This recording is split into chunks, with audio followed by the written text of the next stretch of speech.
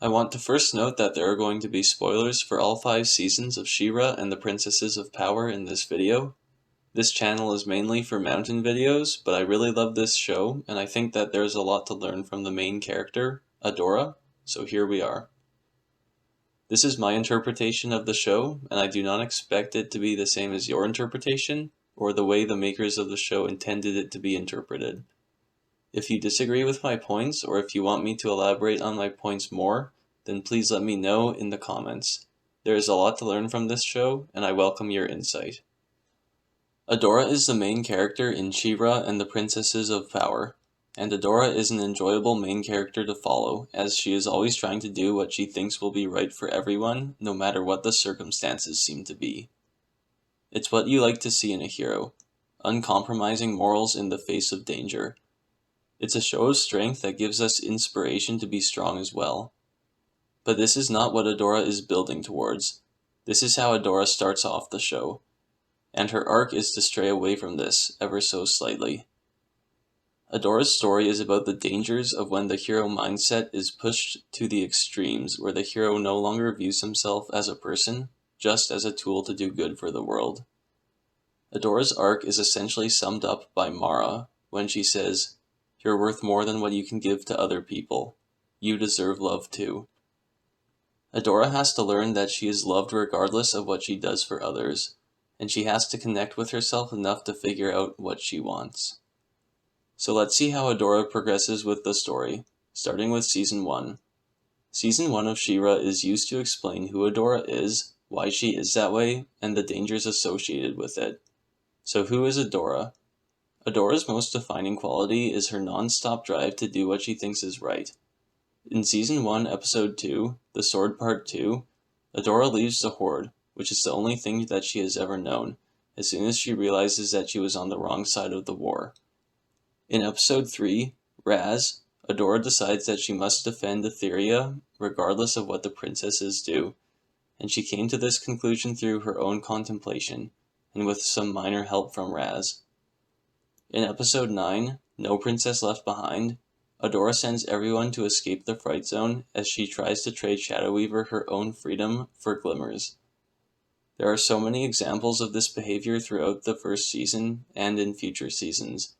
Even the fact that Etheria chose Adora to be She-Ra implies that Adora has natural instincts of protection. Season 1 wastes no time getting us situated with Adora's hero mindset, and soon after, we start getting some explanation for that mindset. In Season 1, Episode 3, we see that Adora's association with the Horde is enough for the people of Bright Moon to attempt murder, without knowing anything else about Adora. At the end of the episode, She-Ra is accepted by Angela, but Angela is still skeptical of Adora. This carries into Episode 4, Flowers for She-Ra, where Angela continues to be cold to Adora. In this episode, She-Ra is praised by the people of Plumeria, but they lose hope when they realize that She-Ra is just some girl, Adora. These episodes show that people are grateful for She-Ra, which is how Adora helps people, but they have no care for Adora herself. It isn't really until Episode 11, Promise, where we see the main reason that Adora is so extreme in her motivation for putting others before herself, though. Shadow Weaver showed Adora conditional love for being competent and for possessing power, and Adora was conditioned from a young age to understand that she is responsible for what happens to the other people, specifically Catra, as seen in Promise. After all, with great power comes great responsibility, right? Adora has been taught that her worth is what she can do for others, and how well she can perform, and Adora has taken this to the extreme, where she no longer views herself as a person, just as a tool to do good for the world. It doesn't matter what Adora wants, and Adora doesn't even think about herself enough to contemplate what she actually wants. And this brings us to the interesting part of Adora's story in Season 1, the dangers of pushing the hero mindset to the extremes. The culmination of the dangers of pushing the hero mindset to the extremes is the creation of Catra. Now, Catra's villainy isn't a direct consequence of Adora's actions. Catra is much more complicated than that. But Adora's actions play a crucial role in Catra's development, specifically Adora's inability to have empathy and Adora's inability to acknowledge what others can do. Adora cannot empathize with people because she does not treat herself as a person, which means she has no idea how people should react to things, and she can't put herself in another person's shoes. Adora does not acknowledge what others can do because she was conditioned to believe that she is much more powerful than them, and she is responsible for what happens to them, so that in Adora's eyes, she has more to offer than other people. So let's look into how these points play into Catra and Adora's interactions in the first season. In episode 2, Adora decides that what the Horde is doing is wrong, and she is going to leave the Horde. She tries to get Catra to leave with her. Catra does not leave with Adora, and I have explained why in my video essay on Catra's arc. Essentially, Catra does not believe that Adora is in a good headspace here, and that she will eventually come back to the Horde. Catra and Adora don't meet again until episode 5, the Seagate. And in this time that they are apart, we get to see Catra thinking about and missing Adora, but we don't see Adora missing Catra. And after episode 3, Adora seems to have completely moved past her time with the Horde, with the lingering exception of Shadow Weaver. When Catra and Adora meet in episode 5, Adora seems mildly annoyed to see Catra, and she does not offer Catra another chance to leave the Horde, as Catra has made her choice in episode 2, and so Catra is on the side of bad, and Adora fights the side of bad. She doesn't try to understand why Catra is on the side of bad, she is just there. This trend continues in episode 8, Princess Prom, where Adora is instantly under the assumption that Catra is up to no good, which she was, and Adora has no hesitation to take the fight to Catra. Adora ultimately saves Catra from jumping off a cliff though, which is a big deal for Adora since she was able to look past her morals for a brief moment and save Catra. The show quickly glossed over where Catra saved Adora from jumping off the same cliff, since this was not a big deal for Catra. In episode 9, Catra helps Adora and Glimmer to escape the Fright Zone, so when Adora sees Catra in episode 11, she thinks that Catra may be on the side of good again, so she offers Catra another chance to leave the Horde. Adora only tries to reach out to Catra when she thinks that Catra is doing things that are morally right. But as soon as Catra does something that isn't morally right in Adora's eyes, then Adora instantly gives up on her, unable to see past her morals. This inability to see past her morals and empathize with what Catra was going through in the earlier episodes kicked off Catra's descent into villainy. In episode 11, we see the other downfall of the hero mindset, as Adora had no belief in Catra's abilities, which helped Catra come to the realization that Adora had been holding her back. Adora denies this, but it is absolutely true, and with Catra's push to show her competency as explained in my video essay on Catra, Adora helps to create one of the greatest threats to the rebellion. Episode 12, Light Hope, is where Adora is first introduced to the history of She-Ra's attachment to the First Ones, and the concept that She-Ra must be detached from her friends to be of use. Meeting Light Hope comes at an inconvenient time for Adora, as Adora is still trying to heal Glimmer of her sickness. So Adora initially pushes back on Light Hope a bit, but not to worry, Adora will be back with Light Hope in Season 2. We see here that Adora's inability to treat herself as a person has made it so that she does not truly understand friendship. In this episode, she claims that she became She-Ra to help her friends, and this is kind of just not true. She clearly became She-Ra to do what she thought was right. That was clear in episode 3, and even if she did become She-Ra to help her friends at the time of her becoming She-Ra were in the Horde, and she has not given them any afterthought since becoming She-Ra. Adora can only consider people as friends if they are on the side of good. In episode 9, Adora also claims that she needs to help her friends, to which Lonnie replies, "We were your friends." So Adora making this claim to Light Hope really shows how little she actually understood about friendship. Season 2 serves to take Adora's sense of responsibility for others and bump it up another level, while simultaneously humanizing Adora, which creates an extreme amount of stress. In Season 2, Adora starts to take training with Lighthope more seriously, and Lighthope is constantly reminding Adora not to be like Mara. In Episode 1, The Frozen Forest, Lighthope tells Adora that she must master her emotions, so that she does not repeat the mistakes of the last She-Ra. In Episode 2, Ties That Bind, Lighthope tells Adora how Mara destroyed the Watchtower. In Episode 3, Signals, Adora sees how there were messages from the first ones that were never sent because of what Mara did to the planet. Adora is starting to see the dangers of her overwhelming power, which creates a severe sense of responsibility, so that in Season 2, Episode 4, Roll With It, Adora is beginning to act very different from Season 1. She actually respects Catra for one thing, when she says that everyone is downplaying what Catra is capable of.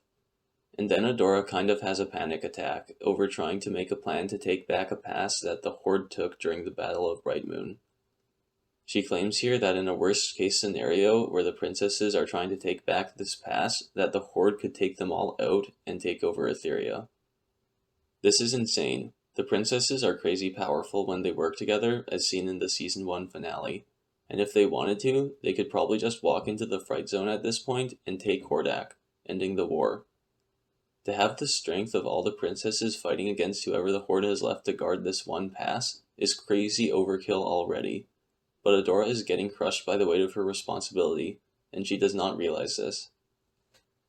Throughout Seasons 1 and 2, Glimmer and Bow show Adora a lot of unconditional love, so Adora begins to make steps towards treating herself as a person. This is part of the reason this extra responsibility hurts her so much. Then in Season 3, Episode 1, The Price of Power, Adora learns that she is a First One, from Shadow Weaver, and she goes to Lighthope demanding answers and choice. Lighthope says that Adora is chosen, and Adora has a destiny. Adora's clear infuriation by this is proof that she is starting to treat herself more as a person. Then in Season 3, Episode 2, Antara, Adora has an emotional moment where she expresses how she wanted to have a choice, not a destiny. In Season 3, Episode 3, Once Upon a Time in the Crimson Waste, Adora has another outburst, wondering why she can't get answers about her past, and why she seems to not have control in anything. She then listens to Mara's hologram, leaving her with more questions, but Mara and Lighthope both seem to be pretty adamant about not opening a portal, so Adora doesn't understate the dangers of opening a portal to Catra or Entrapta. In Season 3, Episode 5, Remember, Adora, with most of her memory back, says that she isn't going to leave Catra behind again. This is a clear showing of growth, as Adora had no problem leaving Catra behind originally. But in Catra's current mental state, this is far too little and too late, and Catra violently attacks Adora. This continues into the next episode, where Catra blames Adora for everything that has happened. Adora actually pushes back here, and does not take responsibility for what has happened, but she still feels responsibility to fix it. Then we have one of the more emotional moments of the show. Adora is ready to sacrifice herself to close the portal, and she cries a bit, but she is very accepting of her decision. It's her destiny. But Angela gives a touching speech, and takes the sacrifice instead. Nearing the end of Angela's speech, she says that Adora inspired her, because Adora never lets fear stop her. I think this is a large misconception on Angela's part, because Adora didn't really treat herself as a person, especially initially. Adora never felt fear for her own safety, and because she thought that her worth is what she can do for others, it would make more sense for her to fear doing nothing. So when Adora does nothing, and Angela makes her sacrifice, they are actually both being brave, and Adora now has to live with Angela's last request: take care of each other.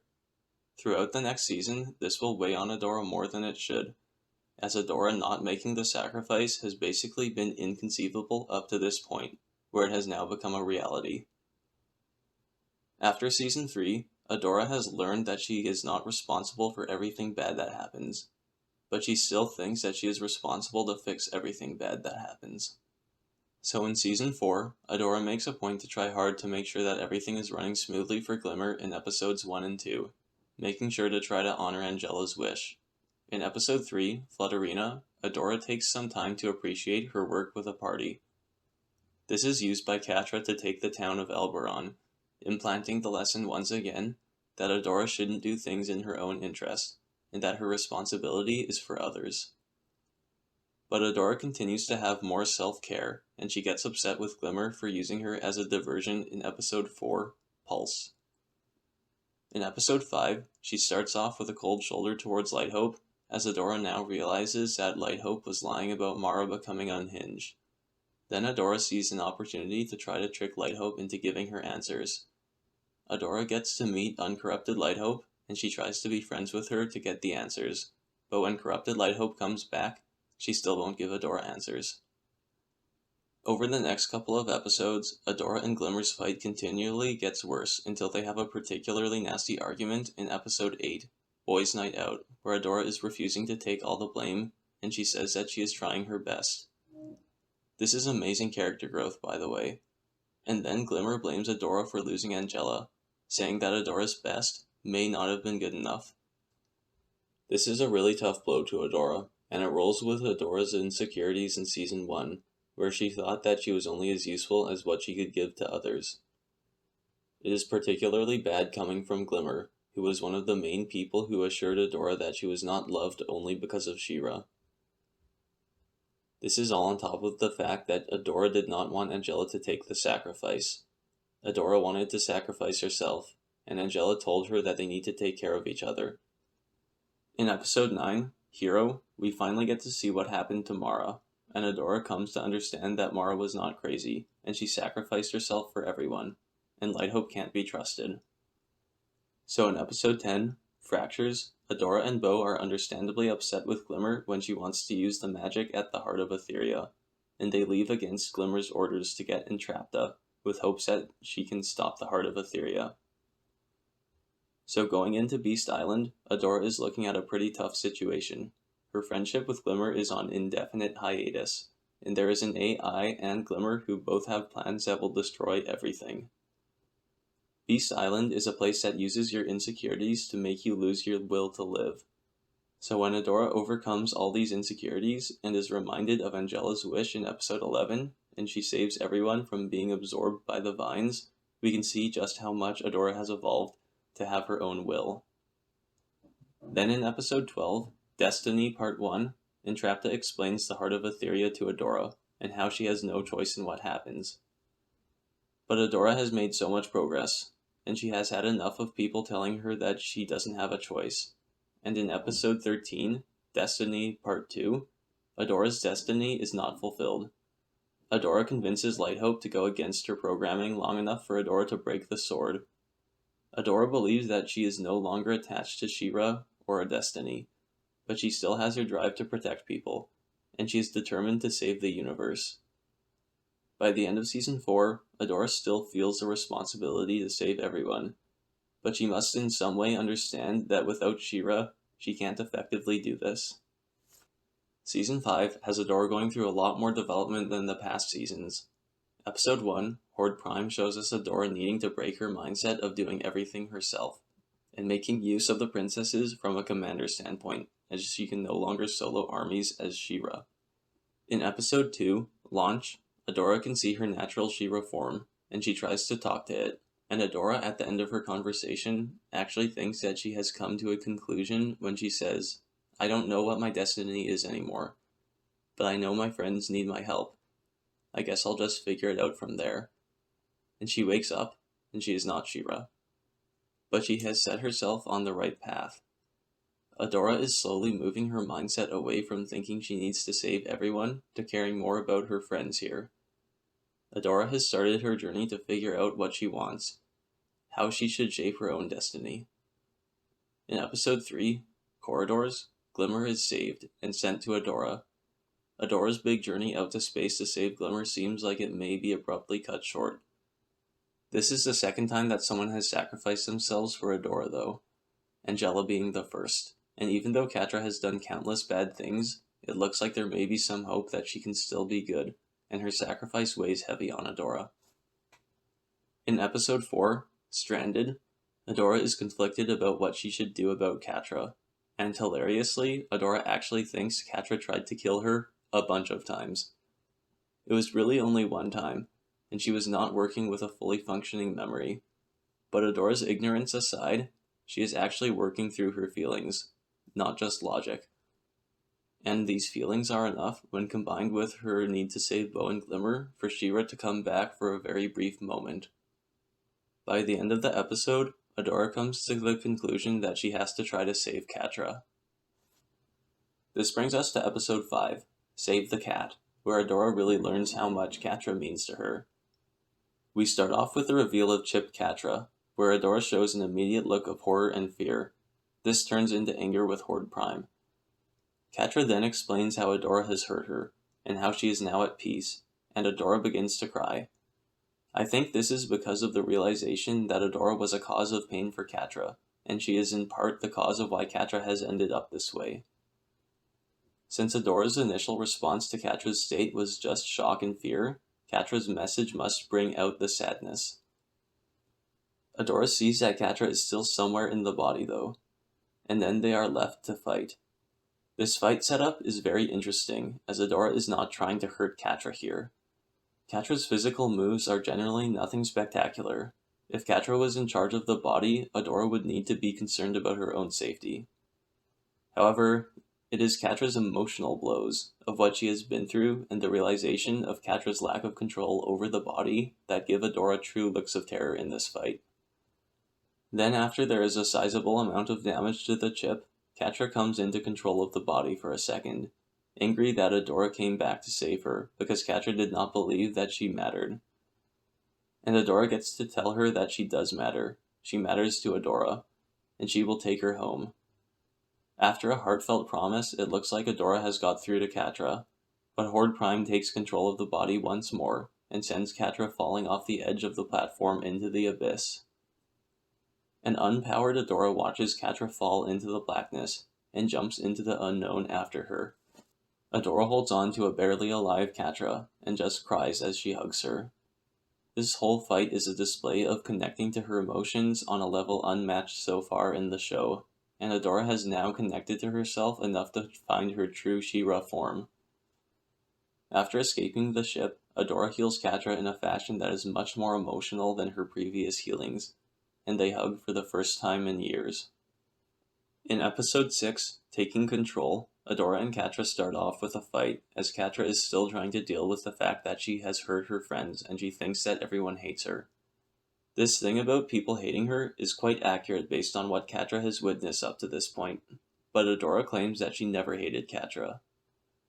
It is good that Adora can admit this now, as she realizes that she was not thinking with herself in mind in some of the earlier seasons. Later in the episode, Catra and Adora have a fight about letting Entrapta operate on Catra. At the end of this argument, Adora says that she will let Catra go out on her own, and Adora is clearly sad when she says, "You'll never have to see me again." But she is still going to let Catra just leave. But Catra reaches out for Adora, and she even decides that she will go home and face everyone instead. Over the next couple of episodes, we get to see Adora and Catra's relationship regrow as they are spending much more time together, and as Catra goes through so much personal development. By the time episode 11, Failsafe, comes around, Adora can fully admit that she wants Catra's help on the mission to find the failsafe. Shadow Weaver tries to feed Adora some garbage about needing to focus and having no emotions to unlock She-Ra, but Adora is reluctant to do this.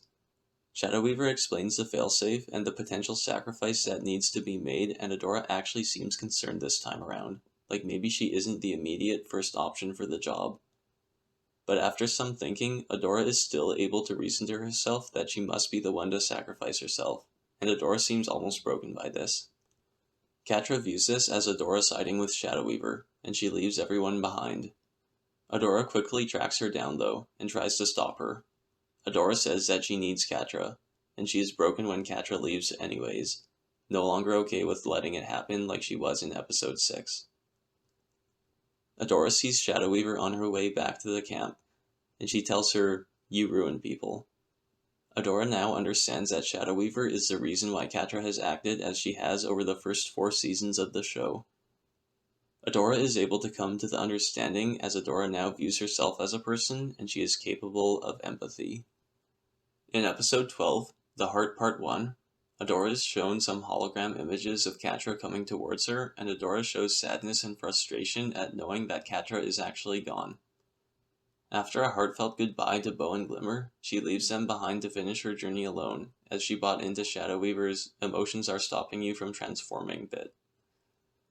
Then Adora gets to have arguably her most important conversation on the show with hologram Mara. Adora knows that Mara sacrificed herself, and Adora wants to honor the sacrifice so that the universe is saved. But Adora misses the other reason that Mara sacrificed herself, and she is initially taken aback by this. Mara didn't want there to be another She-Ra. Mara didn't want others to have to sacrifice themselves to save the world just because they're called She-Ra. Mara wanted Adora to be able to live doing what Adora wants to do, not what Adora is required to do. And Mara tells Adora, "You're worth more than what you can give to other people. You deserve love too," summing up most of Adora's arc. We are now into the show finale, The Heart Part 2, and Adora is reluctant to let Catra fight off the monster while she goes to sacrifice herself in the heart. And then Adora steps away from the Heart of Etheria, and she hears Catra scream. Without any hesitation, Adora chooses to go see Catra over saving the universe in this highly time-dependent situation. Once Shadow Weaver has sacrificed herself to kill the monster, Adora and Catra make it to the Heart of Etheria, but Adora can't transform.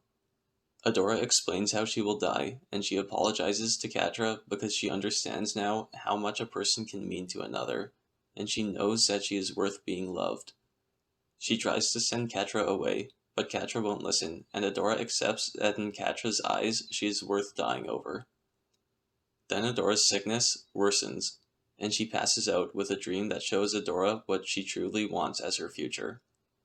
Horde Prime ends the dream, and Adora is left, trapped in her mind. But Catra is still fighting for Adora, and Catra confesses her love. This is enough for Adora to wake up again, and she confesses that she loves Catra too. Adora understanding that she loves Catra and fighting for that love gives her the connection to her emotions to transform to She-Ra and save the universe. In Season 1, we see how conditional love can be used to push the hero mindset to the extremes, and how in this state the hero may not treat themselves as a person, but as a tool to do good. We see that the inability to treat oneself as a person can result in a lack of empathy and respect for individuals. Throughout Season 2, Adora starts to treat herself more as a person, as she is receiving unconditional love from Bow and Glimmer. More responsibility is put on Adora through Light Hope, while Adora is treating herself more as a person, and this results in tremendous stress. In Season 3, Adora wants to look for answers about herself. She has more of a self-motivation, and by the end of Season 3, she refuses to take the blame for the portal being set off, but she never refuses the responsibility to fix it. In Season 4, refusing blame is pretty mainstream for Adora, and she even has enough of a self-interest to not want to be used as a distraction. By the end of the season, she fights to end her destiny and takes full control of her life. In Season 5, Adora must learn what to do with this control, and she must figure out what she likes. Adora connects with her emotions, and she realizes that she loves Catra, and all she wants is a good relationship with Catra and good friendships. Adora is finally able to completely humanize herself when she realizes that she does not always have to be the one responsible for saving everything. She realizes this after she has taken the failsafe, but it doesn't stop her from acting in her own self-interest to ensure that Catra is safe before the interests of the rest of the universe. Adora's arc shows us the importance of self-respect and of acting in self-interest. Adora's arc shows us that to have empathy, you must first treat yourself as a person. Adora's arc shows us that we are strongest when we know who we are and when we fight for what we want. And Adora's arc shows us that we are all worthy of unconditional love.